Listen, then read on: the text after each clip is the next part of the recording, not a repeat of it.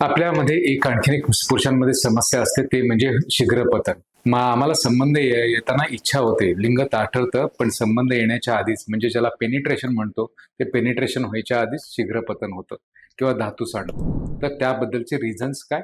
तर पहिल्यांदा mental stress आणि आपल्याला असणारी तो विचार.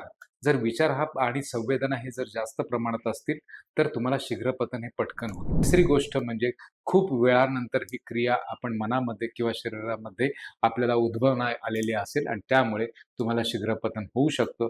कारण का ती जी संवेदना आहे ती खूप दिवसानंतर किंवा खूप वेळानंतर आपल्या मनामध्ये येणं आणि त्या संदर्भात आपण विचार करणं, त्यामुळे ह्या गोष्टी होऊ शकतात. चौथी गोष्ट म्हणजे फोरप्ले न असणं. जर फोरप्ले ज्याला चुंबन म्हणणं किंवा शारीरिक संबंध येण्याच्या आधीची क्रिया जर नसेल तर शीघ्रपतन पटकन होऊ शकतं.